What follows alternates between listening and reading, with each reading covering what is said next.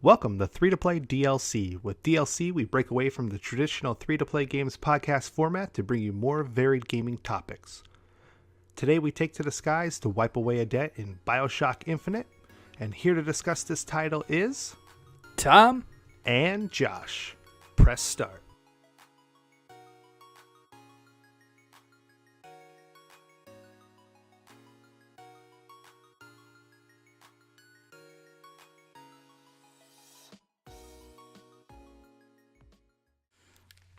So this is different.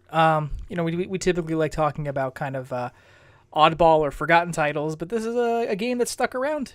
Fair to say it's a game a lot of people like.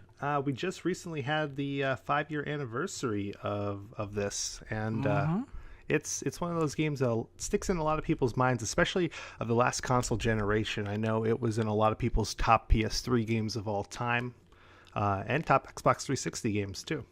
It's a good game. It's a good game. One of my favorites. I know I used to yap about it a lot. It was basically my Shovel Knight. Yeah? Oh, man.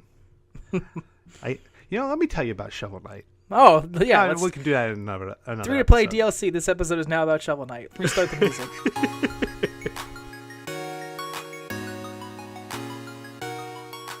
But, Bioshock Infinite. You want to do the breakdown really quick? Yeah. So, this is the third game in the Bioshock franchise. It's the second game from the mastermind of Ken Levine. You want to talk about him really quick? Because he's big in my notes. Let's talk about Ken Levine real quick. Josh, what would you classify Ken Levine as? He is probably one of the biggest definitions of the word auteur. In gaming, yes, sir. Yes. It's one of those things that, this is a Ken Levine game. Oh, yeah. In terms of creators whose influence and unique traits touch every aspect of a work, he's only rivaled probably by Shigeru Miyamoto or Hideo Kojima, just in terms of like someone whose artistry is so recognizable that their name alone can sell a game. And, he's earned that from his work on the Bioshock series. You know what I mean? The degree of creative influence he's brought to these games is really remarkable. He's created two of like the most iconic video game worlds in the past 10 years. Mm-hmm. And he did that through Irrational Games, the developer of the Bioshock series, which sadly is no more. Bioshock Infinite is Irrational Games' final published game. Yeah, I didn't play any of their previous games that they've released besides the Bioshock series. I played a lot of Bioshock 1, and Bioshock 2 I dipped in a little bit. Wasn't my cup of tea, but once they said that Ken Levine was coming back and he was bringing back a lot of the finesse that he had in Bioshock 1, I was like, okay, I'll pick up Infinite because the first one spoke to me more than the second game did. But what else did he do? Well, Ken Levine himself, he's interesting in that when we were just talking about video game creators, I mentioned two noteworthy developers, but the interesting thing about Ken Levine is that he came up as a writer primarily. He was responsible for story concepts in Thief, the Dark Project. He also wrote dialogue and story and voiceovers for System Shock 2.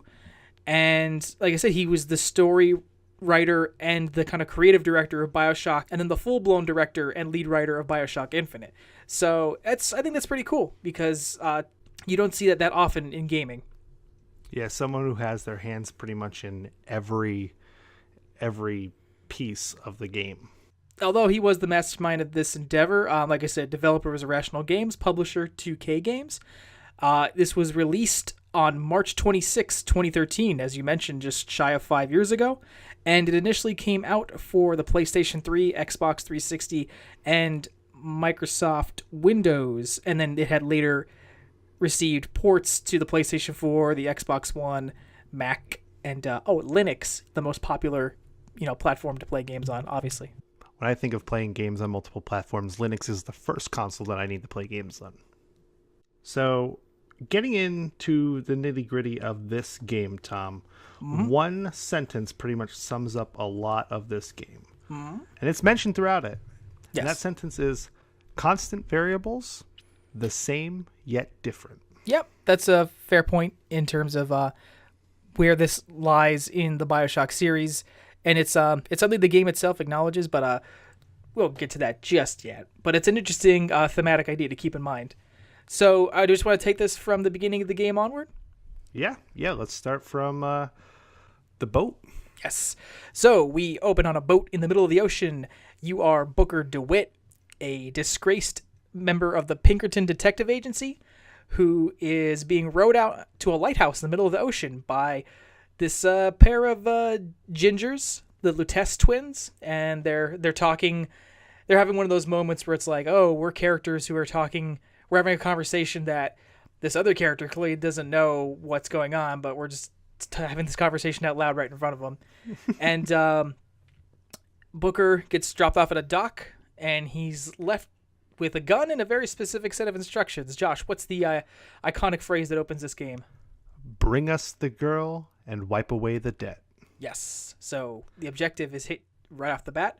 And don't worry, you're going to hear that an awful lot in this game. Yes, you are. So Booker enters the lighthouse, explores it a little bit, and then he finds a rocket chair at the top. Much like the chair in the 1995 film Casper, the chair propels him, not downwards, but upwards to Columbia, a city in the sky.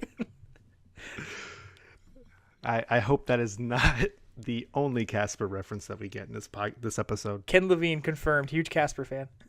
Sorry, before rocketing ahead, Josh, do you want to talk about this little opening prologue, because you said constant variables, so let's talk about imagery that is obvious from the beginning in terms of its significance. Right out the gate, we have a lot of mystery going on. So, like, once again, who are these people? What's going on here? I'm out in the middle of the ocean again. Oh, there's a mysterious lighthouse.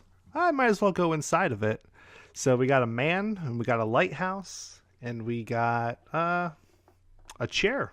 Is it going to take us upwards? Is it going to take us downwards? We don't know where it's going, but we're going to sit in it. But it feels like we've done this before, hasn't it? Maybe in a 2007 game? I don't know what you're talking about. I mean, you do. But... Yeah, I do. Yeah, it seems you do, familiar. Josh. You do. Josh Yeager does. But yeah, we're obviously dancing around that. This is eerily similar to the opening of 2007's Bioshock. You're a man in the ocean who finds a lighthouse that takes you to a mysterious city.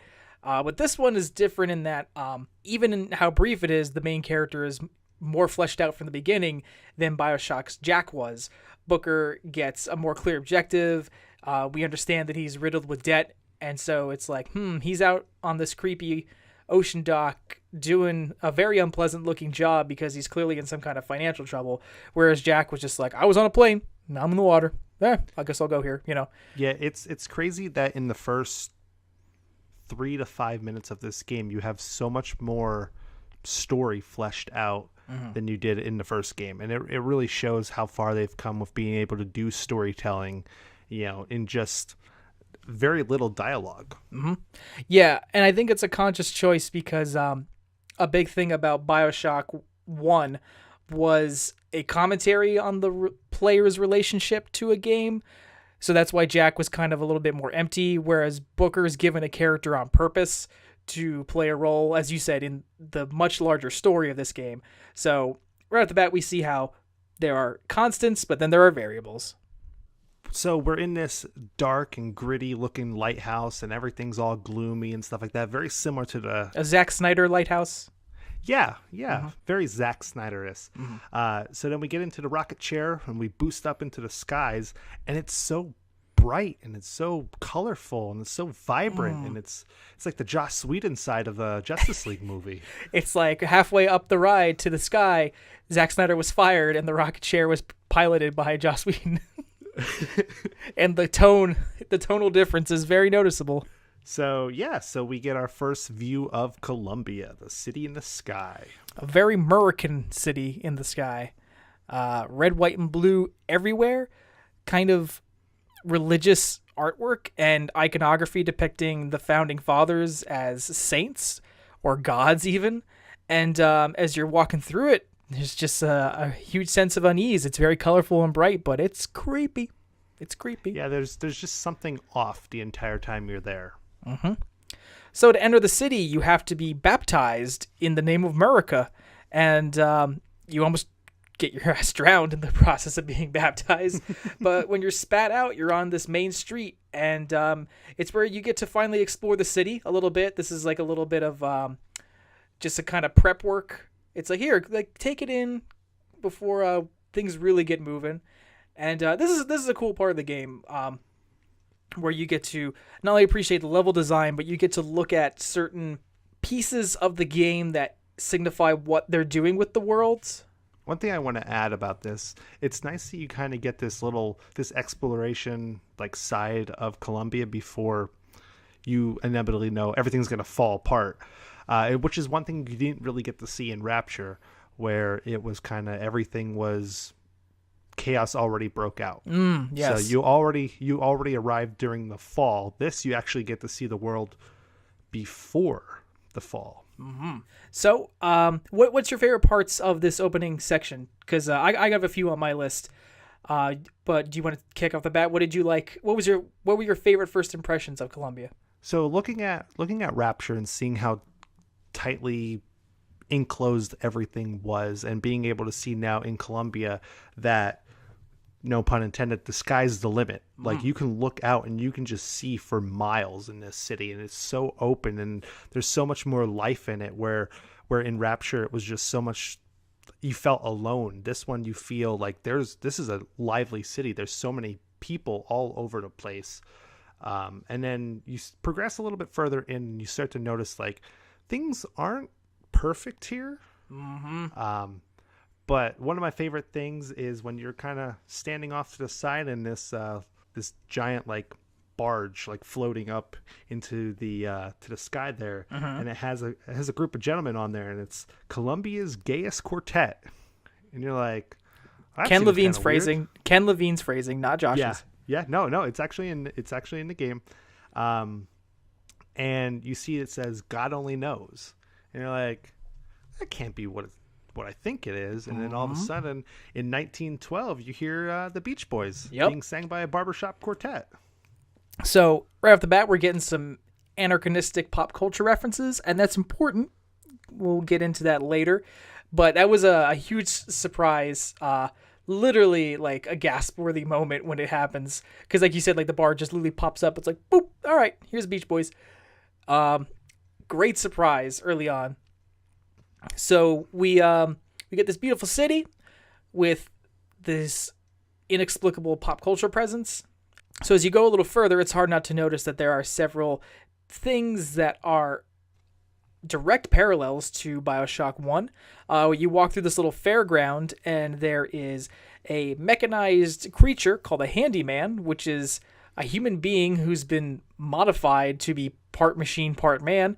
And it's like, oh, that's a Big Daddy, but a kind of even more terrifying looking Big Daddy, because its heart is in this big exposed piece of glass on its chest, and it's really unsettling. And then you walk a little further, and you're handed a Vigor, which is a beverage that gives you superpowers, and that's this game's version of Bioshock 1's plasmids. So this is not a coincidence. These are being done on purpose, and you'll find out more about why as you get into the game. But again, like you said, it's a great introductory level that sets everything up in a really nice way. Going back to those Vigors, it's like it's the same yet different. And then I think the big important story piece of this section is you run into the Ginger twins for the beginning, the Lutesses again. And what? How'd they get up there? I don't know. Maybe they had their own Casper rocket chair, but they're wearing this chalkboard with like some tally marks on it, right? Yeah. And what are the tally marks scoring, Josh? So it's scoring the flip of a coin, heads versus tails. And on the chalkboard, you notice that there's about 15 or 16 heads, and there's no tails. So they were like, hey, give it a chance. Let's see what it is. Is it going to be heads? Is it going to be tails? And they are having a little banter back and forth with each other during this time frame. So you grab the coin and you actually flip it. And what are the odds that it's heads that comes up? And they don't seem very surprised at all. They're just like, all right. Yeah.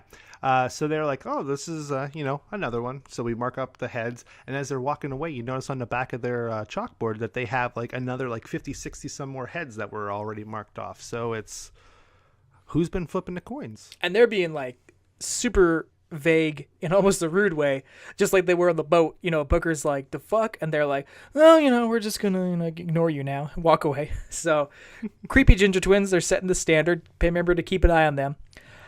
So yeah, this leads you into this big grassy courtyard for where the game really kicks off.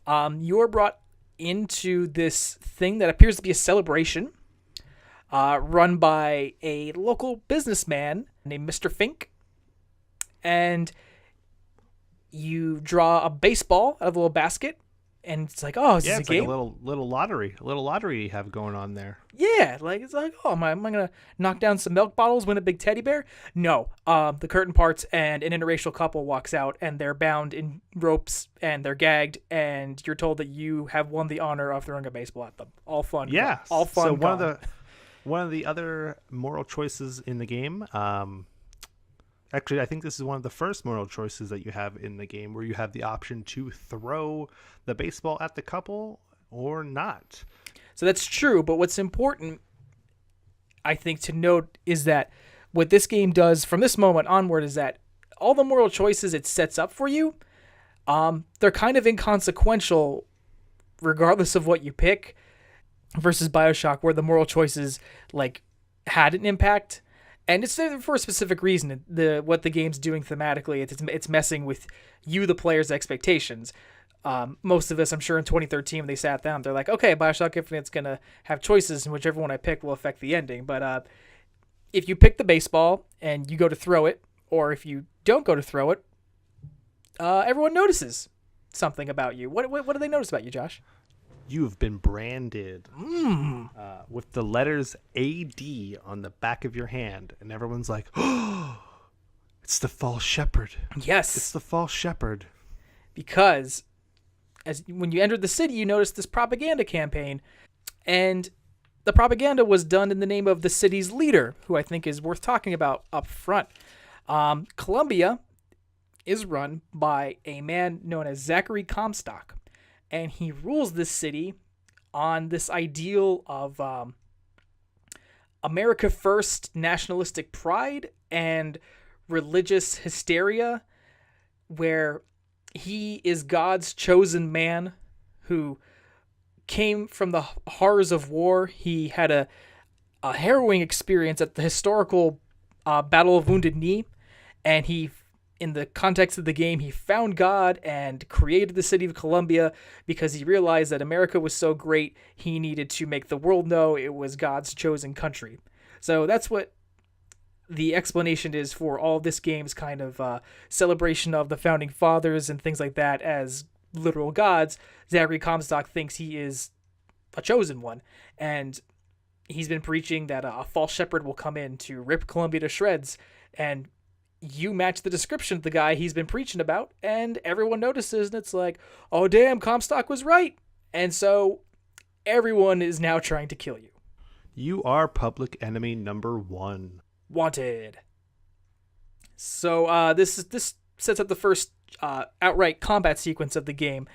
So Josh, how do you feel about the combat in Bioshock Infinite? It's a little different than the first Bioshock. So with this, like we were talking about earlier, that the game is very open, and that with the combat, like the combat battle areas that you have are actually a little bit more open than they were in Rapture. You're not so confined into an area now, but that's also hinders a lot of the battling too. So if you get down to like 1 or 2 enemies left and you still hear that battle music going, you're like, all right, where's he at? Yeah. Where's he at? And then you realize like he's hiding over in the corner or something like that of the area you'd even think that was a part of the battle area. Yeah. Yeah, Bioshock 1 and to a degree 2, their arenas were small, so it was kind of claustrophobic, and fights were a little bit more fast-paced. And as you said, this gets dragged out because of the AI doesn't know how to work around the territory. You're screwed. But what helps a little bit with that is what I think was a very cool addition to the battle mechanics, and even just the overall travel mechanics. The skyhook. Yes, sir. It's like a roller coaster in your hand. It was nice because it was able to take the battle from the ground to the air. Because not only could you use the skyhook, but the enemies could also use the skyhook. So it added a lot of variations to how you were going to be fighting all types of creatures, whether it be the handyman or later in the game the patriots or anything along those lines. Just for clarification for listeners, the skyhook is this little motorized spiky wheel thing that you wear on your left arm, and there is a transportation system across sections of Colombia that send freight cars with goods. And if you jump at these rails with your skyhook, you can glide along them. And it's really cool. And like Josh said, it really switches everything up in a pretty positive way, I feel. Absolutely. So everyone's like, kill that boy, and you got to run. So as you're booking it away from everyone,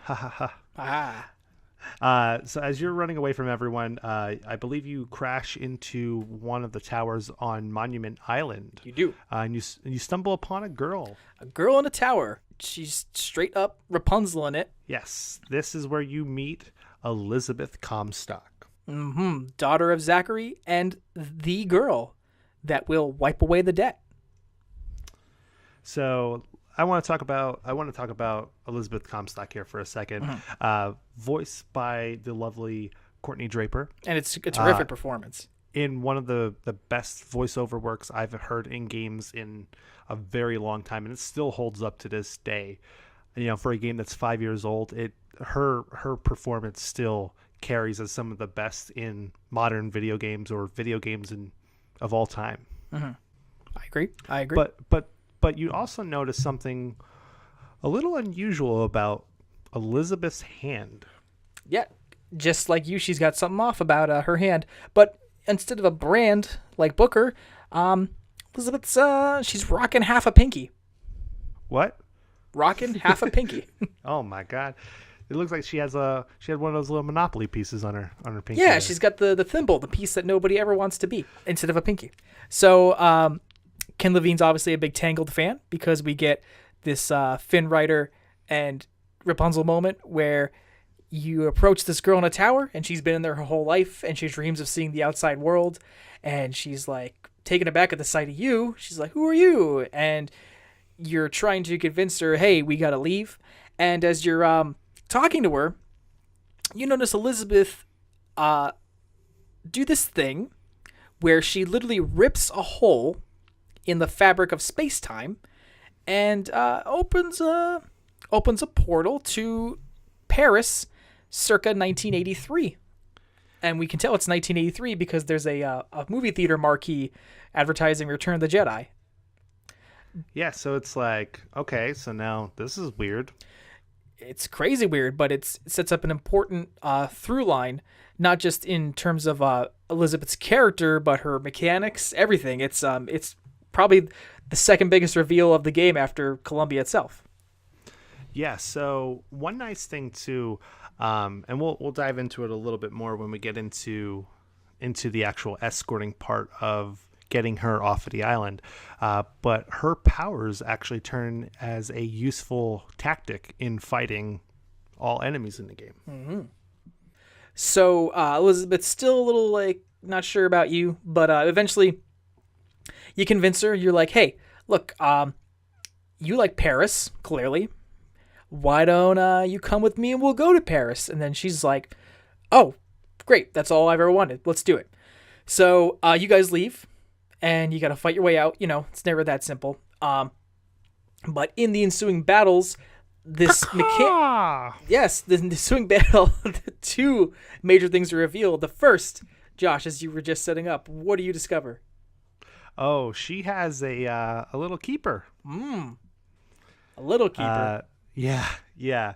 So you are introduced to one of your big baddies in the game, the Songbird, which is a giant mechanical flying bird. The biggest of big daddies. That it's very Big Daddy-ish, but it pretty much is her guardian. Pretty much does not want her to leave the island at all, or her tower in general. If anyone comes to try to take her away or steal her or anything, its only motive is to kill you. So in attempting to escape Songbird and the armies of Columbia, you need a little bit of backup, and backup arrives in the form of Elizabeth's ability to rip open space-time. And how does that work in combat, Josh? So, say if you're low on ammo and you're running around and there's a bunch of barrels there, she can actually turn those barrels into ammunition crates. Or if you need to run over here to hide somewhere, she can actually turn a pile of dirt into an actual like sandbag, so you can actually hide behind them and provide you cover and stuff like that too. Or if you're getting low on health, she throws you health packs that she's finding as she's running around throughout the map. Yeah. So in a nice change of pace from how escort missions kind of work in some games, for better or for worse, Elizabeth's pretty self-sufficient and actively helping you the entire time, and yeah, it's a nice break from the norm. So these adventures in combat take you to the Hall of Heroes for an important story moment where you're walking through a museum kind of dedicated to Zachary Comstock's achievements in life, and you come to this big mural about the Battle of Wounded Knee, where Comstock declares that he rallied American troops to turn the tide, and it's where he found God. And Booker's looking at this, and he's like, I'm calling bullshit. Hold up. I was in the military, and I was present at the Battle of Wounded Knee, and I don't know who the hell Zachary Comstock is. And Elizabeth's like, really? And he's like, yeah, this is some shit. So there's some confusing stuff going on already. This is like red flag number 372 so far. Yeah. Ken Levine just loves throwing them out there. He's like, hey, are you noticing I'm doing something? So you battle your way to an airship, and Booker is like, great, we're leaving Columbia. And he turns Google Maps on and sets it to New York City. And Elizabeth looks over his shoulder, and she's like, why are we going to New York City? And before he can think up a lame excuse, she whacks him with a pipe and pieces out. So when Booker wakes up, he's a prisoner on the airship, and he is a prisoner of one Daisy Fitzroy. Josh, who is Daisy Fitzroy? This is an important new character. Yes, so Daisy Fitzroy is actually the leader of the Vox Populi. She was a servant housemaid for the Comstock households. And even more importantly, she is the woman who killed Lady Comstock. Yes, she murdered Elizabeth's mother / Zachary Comstock's wife, and left to form this little rebellion of marginalized communities fighting against the, America First, rich white upper class people that make up the rest of Columbia. Yes, we call them Founders Way. Just for the sake of not making any more grammatical flubs, we're just going to call Daisy's force the Vox and Zachary's people the Founders from this point onwards. So Daisy's like, yo, I got an important thing going here. I'm leading the rebellion that's going to take Zachary down. You can either help me or just get out of my way. And he's like, well, I need this airship back, and I need Elizabeth. So she's like, all right, I'll give you the airship back if you get me munitions for my war. So Booker searches and finds Elizabeth, and they're like, all right, we have to go into Finkton, because that's the big manufacturing district of Columbia, and that's where we're going to be able to get guns for Daisy and then get on an airship. And this time I promise to take you to Paris. And Elizabeth's like, all right. So they get into Finkton, and they have some more fights and stuff like that. So here we finally start to figure out who the Finks are. Yes. There are actually two. They're bros. They're bros. Yep. There was Albert Fink and Jeremiah Fink. And they're both rich dudes. They're both power players in Columbia's economy. But what were their gimmicks, Josh? Let's start with old Albie. What's Albie famous for? So Albie's the one that I would have done.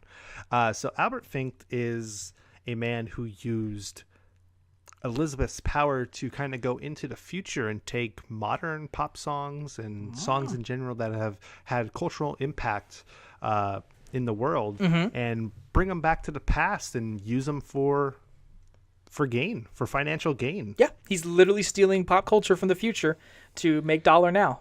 It really goes into what I was talking about earlier when you saw God Only Knows being performed by the Barbershop Quartet, or when you go and play a jukebox in one of the buildings and it's Girls Just Want to Have Fun is playing on there, but it's like an old 1920s version of it.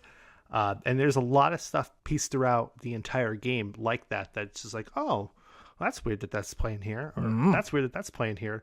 And we have Albert Fink to thank for that. Yeah. So tell me a little bit more about Jeremiah, though. So Jerry Fink, he also used Elizabeth's tears to steal some ideas, but instead of looking at art like his brother did, Jerry's gimmick was technology. So using Elizabeth's tears, he was able to look into the universe that the original Bioshock took place in, and he saw men in mechanical suits that were altered to have like incredible superpowers, and he was like, I'm going to do that. And then boom, the Handyman and Songbird were born. So he's also used various other periods of history to create weapons and other kinds of gadgets that have allowed Comstock and Columbia to basically become a formidable superpower in the sky, with the power to really mess up anybody who opposes them. So the Finks, they're dangerous. So as you make your way through, you actually find out that Jeremiah Fink has been killed. And you're like, okay, well, how am I going to get the weapons from him? And sure enough, Elizabeth's like, oh, I can take it back to the time when he was alive. Yep. Like, okay. So you go in, and he's alive. What are the odds of that? But while Fink is alive in this new little timeline you've entered, you're looking around and you're seeing some posters, and you're like, hey, Booker, you're dead. That can't be true. It apparently is true, because there are Vox Populi propaganda posters proclaiming that Booker was a martyr for the cause. And as you're walking around more exploring this universe, you realize that in this timeline that Elizabeth took you to, Booker championed the Vox's cause and then was killed, and that was the spark that really got them going towards taking Comstock down.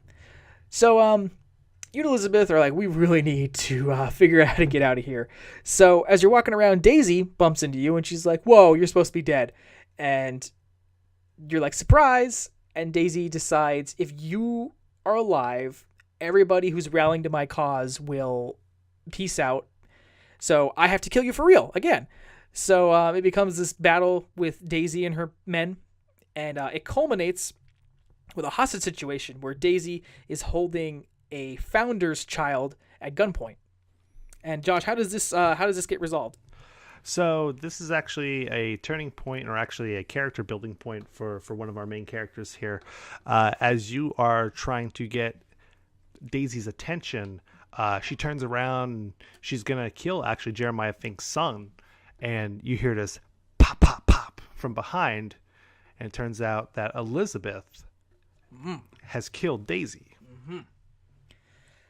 And that's significant because there was various points in the game where Elizabeth's, calling out Booker's violent nature, calling him a brute and a murderer and stuff like that. But I think it's important because over the course of this series of the adventure, Elizabeth's been forced to reckon with how her powers have been abused to cause great harm.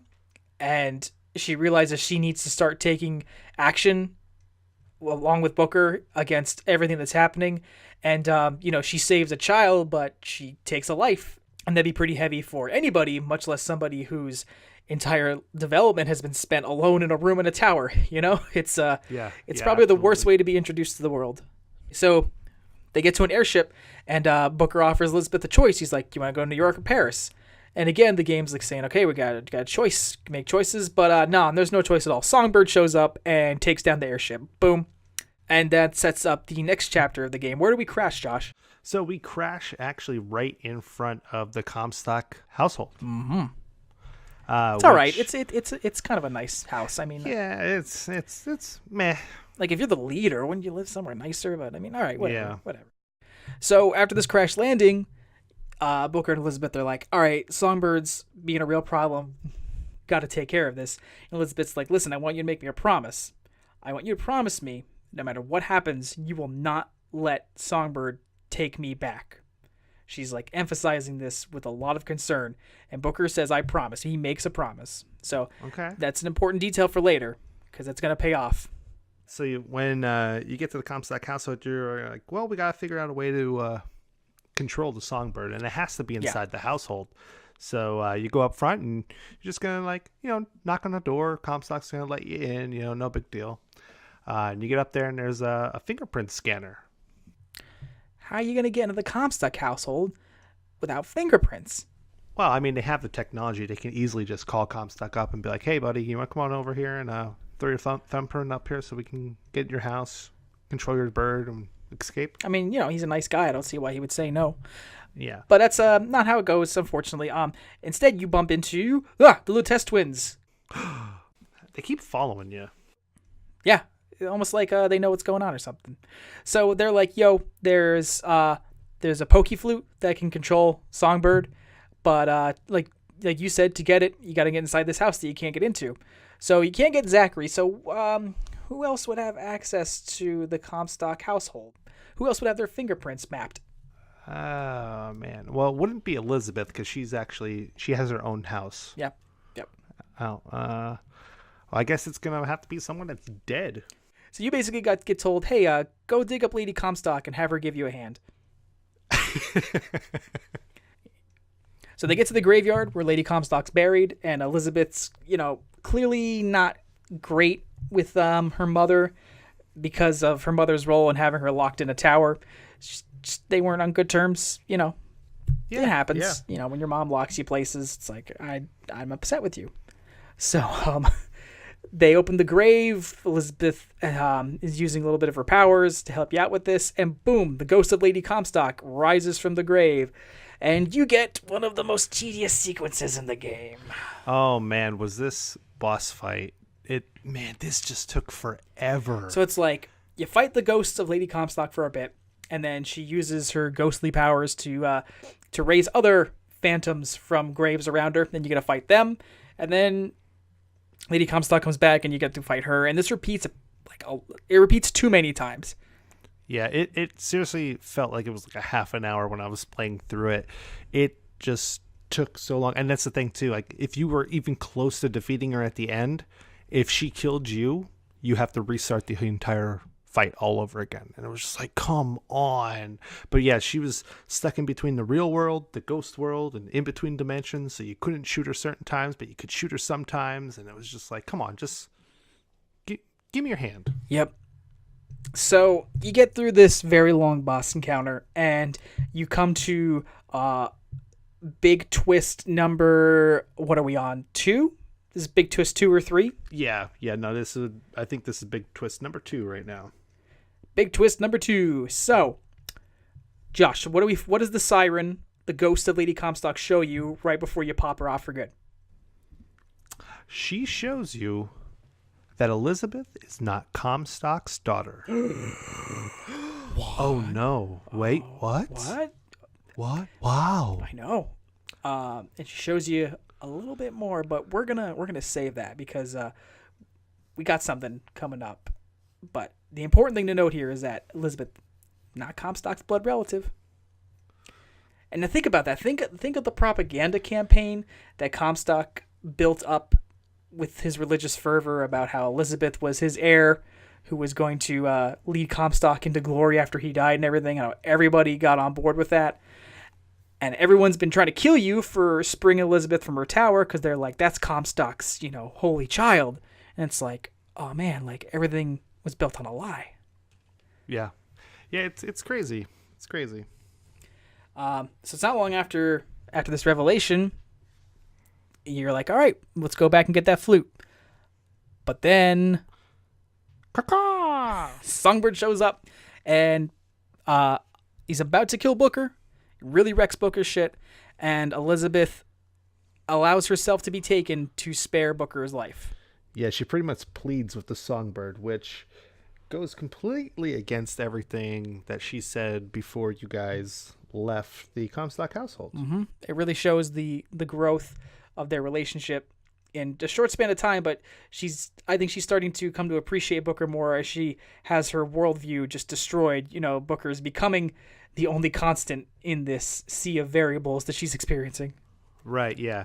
And then when you kind of snap out of getting your ass handed to you there, and you start walking around, and it's the middle of July, and then all of a sudden it's starting to snow. And you're like, what? But global warming's not real? What's going on?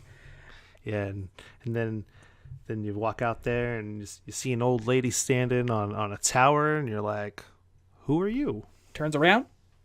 Boom. Boom. Old Elizabeth. So, twist number 4. Or 3. I don't remember. We're in Twist City, Josh. Another twist! So, old Elizabeth reveals that after she was taken by Songbird, she was brainwashed and drugged and just ruined on a genetic level and turned into a super weapon. Her powers were abused, and Columbia, with all of its advanced military technology, was unleashed on the world. And she shows you a vision of 1980s New York decimated by firepower from Columbia. And she's like, you always came to try and save me, but they always killed you, they always stopped you.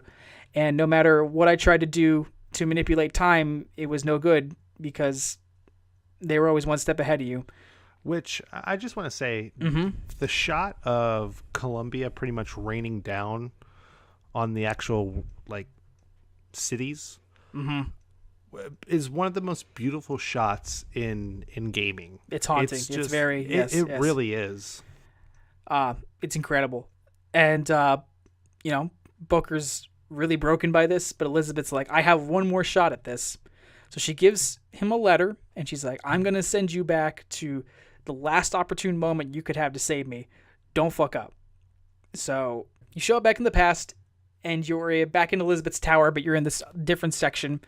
And when you turn around to one of the best jump scares in gaming history, I think. One of the scariest enemies I've probably encountered in games ever that actually made me scream out loud. It got me too. You turn around to the Boy of Silence, who is this gaunt, skinny creature with a giant French horn for a head, and it just emits a huge roar in your face that takes you completely by surprise. And he's pretty much a giant alarm system. Yep. So you got to do some more fighting, and you get to Elizabeth, and she's on this operating table, and you save her. And right before you save her, when she realizes you've come for her, she kind of loses her shit and rips open another hole in space-time that just sends everybody in the room flying. Just really ruins them completely. Elizabeth's like, all right, I'm ready to kill Comstock now. Let's do this. And Booker's trying to calm her down. He's like, no, I'm going to do it because I can't let you have any more blood on your hands, but we are still going to work together. So this is the final act, final level. So we're fighting our way. Yep. Fighting our way downtown, shooting fast, tearing holes, and we're walking. You make it to the Hand of the Prophet, which is Zachary Comstock's airship. You fight your way through more goons, and you get into Zachary's chambers, and it's this flowery baptismal garden, and completely unlike anything else that you've seen in the game too. Yeah, again, like in the beginning where we go from gloomy tower to beautiful skylit city. It's just so peaceful. Mm-hmm. So Comstock is still playing mind games. He's trying to, bring Elizabeth back around and make her realize Booker is just an asshole. And he says some stuff, and Elizabeth's a little confused by it, but Booker is like, I'm not having it. And he takes Comstock's head and he smashes it through this marble baptismal fountain and just kills him. He breaks his skull and drowns him in his own holy water. Well, what pretty much sets Booker off, though, is Comstock tells Elizabeth that Booker knows what happened to her finger. And he's like, what? I don't know what you're talking about. You're lying. And then he just loses his shit. He hulks out. So yeah, hulks out on Comstock, but Elizabeth's still a little rattled. She's like, what's going on? Like, what did he mean? And why did that make you so angry? But they don't really get a chance to discuss it because the Vox have shown up. They're ready to take down Comstock's airship. And Songbird's also back because, he's just always around.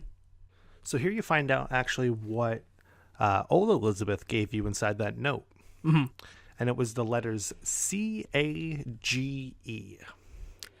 But they're not just letters. They're musical notes. Yeah. And you remember... Didn't we get a pokey flute, you said? We did. So that's it. We play the song, and Songbbird's going to listen to us now. So here we set the stage for the finale. Booker and Elizabeth are like, we need to get away from Columbia, but they have this tower up, and it's restricting Elizabeth's powers. So what we got to do is we got to defend the airship while we use it to destroy the tower.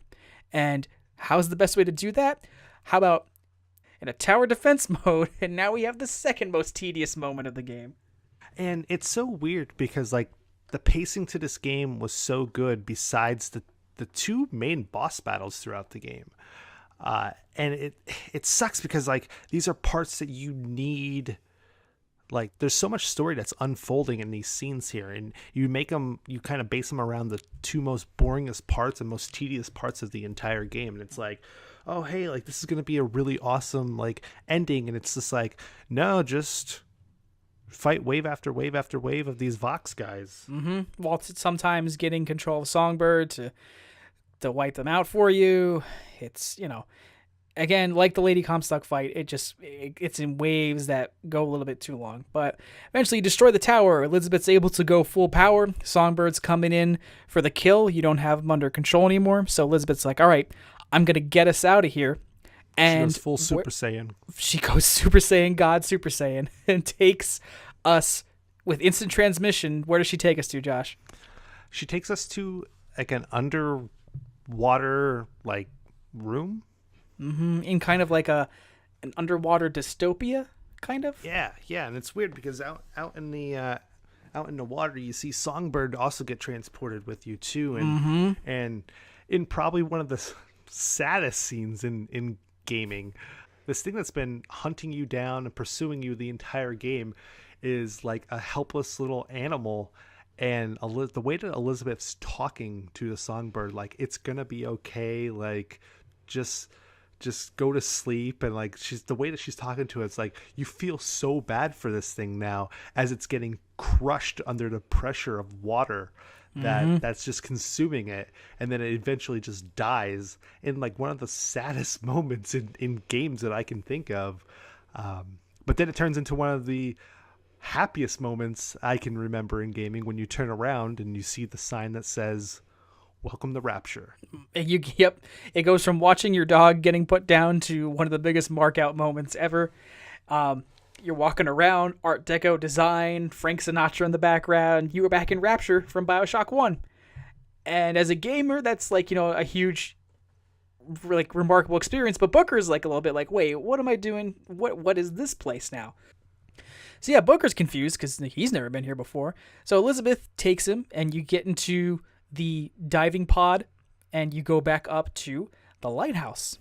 And she takes him up to the lighthouse, and when you open the door, you're on an ocean filled with lighthouses. And Elizabeth basically explains to Booker, like, look, I can see all of space and time, and I realize that there are millions of probable alternate universes. And within our situation, she uses this iconic line that I really love, and she says, there was always a lighthouse, there's always a man, there's always a city. And what she's commenting on is like this interesting perpetual sequel idea that maybe Ken Levine's commenting on, where he's like, listen, I could do this forever. You know what I mean? I could have a crazy guy who starts a crazy city and you enter it through a lighthouse forever because that's just what you expect. But Elizabeth's commenting on the nature of sequels by revealing to Booker that there's millions of probable other universes where things like this are unfolding. So you understand that time expands on and on and on based off choices and based off options, right? So Elizabeth's like, as far as our situation goes, Comstock can exist in a bunch of other variables and a bunch of other constants. So we need to nip this in the bud. So she takes you to this flowery kind of like garden with like a lake, and you start to immediately get like the whole baptismal vibe again, because it's similar to the baptism at the beginning of the game. Booker's like, I remember this. This is where I came after the Battle of Wounded Knee. Elizabeth's like, Booker, don't you see? And Booker, he doesn't at first, and then the reveal. Yes. So this is where pretty much the entire story to the game starts, even though we're at the end of the game. Mm-hmm. As Billy Corgan would say, the end is the beginning, is the end. Yes. We have the option to get baptized and to refuse being baptized. So you got two choices, Josh. Why don't you break them down? So let's say you get baptized, Tom. Mm-hmm. So you become this man named Zachary Comstock. What? Yes. You meet Rosalind Lutece. Mm-hmm. She's actually working on being able to suspend atoms into space and kind of rip holes in the in space and time. Mm-hmm. Mm-hmm. Okay. So she. And what color would you say her hair was? Oh, I would probably pin it on something that's not too normal, something that kind of stands out in a crowd. Mm-hmm. Yeah, like the color red, I would say. Okay. I get that. Okay. In doing this, she actually finds an alternative version of herself, which is Robert Lutece. So are you telling me the Luteces aren't twins, but rather copies of themselves? Yes. Are you saying that they went through space and time to be together? Yeah. So Josh, let me ask you a question. Okay. If you hook up with an alternate universe gender swapped version of yourself, is it masturbation or sex? I think that should be answered in our comment section for this episode. Comment below on what counts. What counts? So we got the Luteces playing with space-time. So Comstock actually befriended Rosalind and was able to kind of see into the future to see what was going to happen and if there's any alternative versions of himself that would become, big and like famous and a leader of some sorts. He tried to kind of establish himself as this prophet. But let's say, Tom, you didn't get baptized. Okay. And you become this wretchedy, bitter man named Booker DeWitt. Okay. So you stay yourself, but you become sadder, basically. Yeah. So let's say you get into some, gambling debt. Mm-hmm. Your wife dies giving birth to your daughter. Mm-hmm. You lose your job and you don't know how you're gonna be able to live your life out anymore. And it's a rough situation. Wait, hold on a second. Did I say Booker has a daughter? Oh, you did. Yeah. What's her name? So her name is Anna DeWitt. That's a nice name. Okay. Yeah, I know. It's weird. It's almost like the initials are AD. Yeah, I would imagine that would be what her initials are. Okay. So we're talking about two people. Got Booker, and he's sad. And you got Zach, and he's mad, like insane mad. Mm-hmm. All right. So I'm going to go back to talk about Zachary here for a little bit because all right. Zachary likes to play around with space and time, and he likes to kind of jump all over the place. But something happens in the time of there's some side effects to jumping through space and time, Tom. Stuff that's like in small print on the label. Yeah. It's called your junk don't work anymore. Oh no. Yeah, so actually being able to jump through space and time, Comstock becomes sterile. Ooh. Where he can't actually have any children. So we got two people, like you said, two choices. We got Zachary Comstock, and he's got all this power, but his dick don't work. And then we got Booker DeWitt, and he's got no power because he can't work. So correct. Where are we going with these guys? What's important about having two distinct people? So Zachary Comstock actually has Rosalind Lutece find a timeline where he has a child so he can have an heir to Columbia when he becomes this all-powerful prophet. Okay. And the only timeline that they find is one where a man named Booker DeWitt has a daughter. But, I mean, that doesn't make any sense. They're two different people. Are they? What? Like I said, if you go to the baptism, you have choices to make. Either one, you become this powerful prophet, or two, you become a down-in-your-luck Schmuck. Yeah, down-in-your-luck detective. Oh my god. So, what you're saying is... So, the Lutece actually find Booker and actually offer to get rid of his debt at a price. And that price is... one child. So it's actually not that bad. But not just any child. His only daughter. Anna DeWitt. Yep.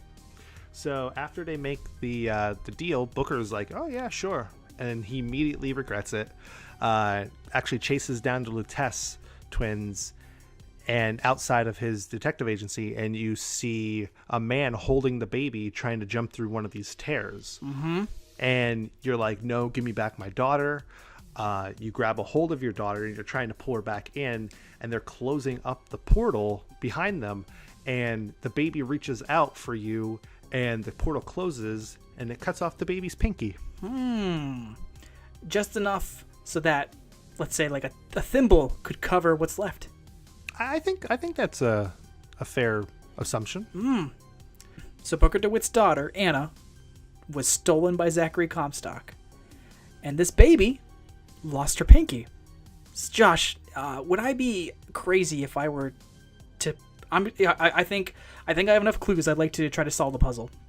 Okay. Elizabeth was Booker DeWitt's daughter the whole time. How did you know that? Well, I guessed enough vowels and consonants, and I was able. Yeah. No. Okay. Yeah. It's great. It's a great. It's twist number 7, and it's great. No, it's awesome because that explains Elizabeth's powers too. So the fact that she actually exists in 2 different timelines at the same time, and now they're kind of intertwining with each other. Mm-hmm. It's insane. 99% of her body is in one universe, and 1% of her body is in another universe. Yeah. So therefore, she can split open time. And it's nice because the Lutece twins, they know that they actually made a mistake, and that's why they come after Booker to actually bring him to the city of Columbia to kind of right everything that has gone wrong. Yes, correct their regrets. And when we talked about the coin flips earlier, where you saw there was all these coin flips that were landing on heads, and you were like, what's going on? You realize that's how many times Booker has been pulled out of other timelines and brought to Columbia and failed. So the Luteces were basically saying, like, flip this coin. We just want to see if anything goes different because we've watched you do this dance over and over again. Exactly. So, this whole sequence started with Elizabeth saying, look, we got to nip the Comstock problem in the bud because he exists out there over and over again. We gotta get rid of Comstock at the source. So what is the source, Josh? To actually stop both timelines from happening, you need to cut it off at the head. Mm-hmm. So instead of being baptized or not being baptized, it's better to pretty much be drowned. Yep. So Booker accepts that he must die because Comstock will arise out of any potential alternate universe where he accepts baptism. So Elizabeth lowers you into the water and holds you down. And as she does, multiple Elizabeths pop up, and you look through like the surface of the water and you just see all these copies of your daughter watching you drown. It actually is very similar to the ending of Bioshock 1. When you're out in the fields and you actually have all the little sisters with you when they watch you die. Yeah, except, they're not grateful to you for saving them. They're like putting you down. It's like Songbird over again. You're being put down. But yeah, that is the conclusion. Comstock is erased because you are erased. It's a very bittersweet ending. Oh yes, but it's so poetic at the same time, though. Like it really is beautiful. It's storytelling at its finest. Yes. Like we said, we were commenting earlier, the game plays with these moral choice systems, but what it's really trying to get at in the end is that like choices reverberate out, and they're not just so simple as like black and white things. They're consequences on all kinds of levels. And the end, you see that it's not about Booker making a choice of one way or the other. It's him having to think outside the box and say, I have to do this absolute action to end all this suffering. Exactly. I couldn't have put it better, Tom. So, let's talk about this game's legacy. Just crossed the 5-year mark. Hasn't really gone away. I don't feel a little bit of. I'd say that while I still think it's considered one of the greatest games of all time, there's a little bit of backlash to it. What's your like overall take on the game's reception today, Josh? I mean, it's a game that it's still brought up when like you're talking to people about like some of the great games in the past, and like you mentioned Bioshock, and they're like, oh yeah, but Bioshock Infinite, oh my god, like it's one of those games that it's stuck with people. And that's one thing I really give this game props for, is that it did have that feeling like it was never forgotten. Mm-hmm. But what's interesting is, and I want to see if you disagree with me, Bioshock Infinite doesn't really stand alone as an experience, in my opinion, because so much of its impact is based off of the carryover of ideas from Bioshock 1. Like, could you play Bioshock Infinite like alone as a game and have that ending wow you the same way, do you think? No. You really need to play through the first Bioshock just to understand how important it was when you get to the ending and you see, like, just to get that familiar feeling of where you are at. And you there's so much more, like so many more questions that get brought up then. It gives you a feeling of completion to a story. I think just playing Bioshock Infinite by itself, you question the game more if you were done with it. Like, why are we in Rapture? Like, is this like a whole other thing, or what's with all these lighthouses? Like, you don't really get that. Like, it doesn't stand alone. Right. You really need to play. You could skip 2. I don't think 2 is necessary. What? You can skip what? 2. I don't understand what you're talking about. Yes. Bioshock 2 is like the Terminator 3 of the franchise. What? Oh, it's like the Terminator Genesis of the franchise? You're talking about, these things don't exist. I don't know what you're talking about. Oh, okay.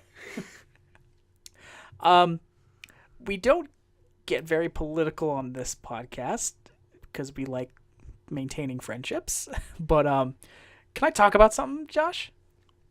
Yeah. So just a full disclosure, there's political talk, mumbo jumbo, stuff like that. We're not targeting anybody with this. It's something that's noteworthy, and it's just that. So this game began development in like 2009, 2010, and I think it's kind of shocking in hindsight that Ken Levine was able to create an antagonistic force that was fueled by American first sentiment with like marginalized immigrants as the oppressed peoples, and like elevating America to like an almost godly state as like the fuel for how the enemy in the game functions.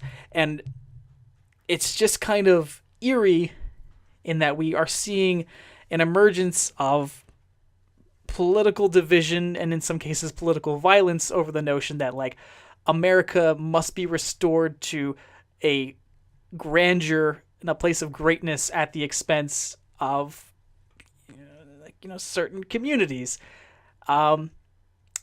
It's just in 2018, it's really haunting some of the things you see in this game. And in 2013, it was like, wow, this is fiction at its finest. And nowadays, it's like, ooh, some guy in the news is saying some stuff that Zachary Comstock would say. What's going on? Yeah, it is weird how art imitates reality. Is that what the phrase is? That's the phrase, but I guess it's the flip side, nowadays. Yeah.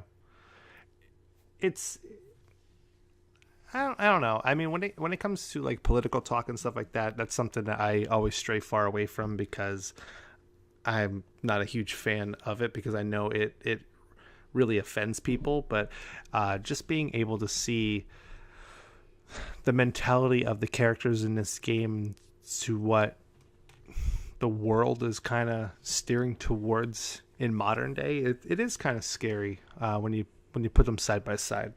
Yeah, it's like Ken Levine was able to like open a tear and see something and write a game based off it. He knows. So Tom, with this game, we actually had 3 DLC packs that came out for it, and I was a little shocked with it because I thought Ken Levine, this was his story, this was going to be it. We weren't going to need to worry about anything else that came from the Bioshock world. But then we got Clash of the Clouds, and I was like, fuck. You're not done yet. You like tower defense? How about arena shooters? Yeah. How about horde mode? Yeah.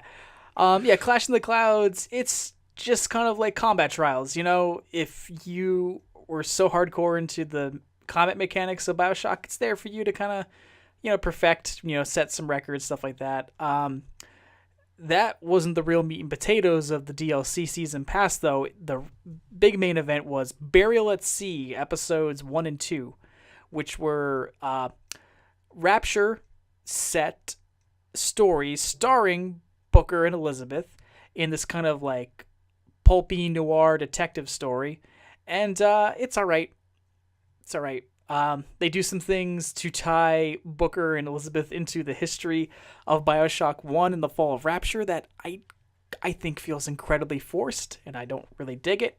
But yeah, the first episode you play through as Booker, kind of just exploring Rapture, and it ends with a boss fight with a very familiar cover art character from the first game.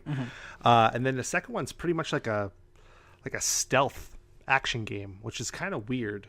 I played the first episode. I never fully played the second one, so everyone says the second one's better than the first one, but I mean, it's better just because like it has like this shocking payoff, but it's just like this thing where it's bending over backwards to make something happen, and I was just like, I don't like the way it makes the Bioshock universe smaller, and I don't like that. Understandable. I will say this: the most notable legacy of the Burial at Sea DLC is there was a plasmid in the game which had like ice powers, and it was called Old Man Winter, and that plasmid was actually named via a forum member on 2K's website. So it was a nice little piece of like fan interaction making it into the game. Nice. Yeah. So Josh, would you recommend Bioshock Infinite? So yes, I would recommend it, but on one piece, on one thing to add though. Played the game on an easy difficulty. Enjoyed the game for the story. The gameplay is the first-person shooting mechanics are a little clunky, and they don't age too well. I mean, if you have the option to play it on the Bioshock Collection on modern consoles, by all means, pick it up. If you have a 360 or PS3, pick it up on there. You'll probably get it pretty cheap since it's already out in the collection. But play through it on an easy difficulty, just so you can appreciate the story that's unfolding in front of you. Because I mean, I know me and Tom here have pretty much spoiled the entire game for you, but just being able to kind of enjoy it at your own pace and take in the world of Columbia, because honestly, the world of Columbia is a character in itself. It is a gorgeous city. It is a beautiful rendered world. I mean, just take it all in and just like when you're in the Hall of Heroes and stuff like that, just listen to some of the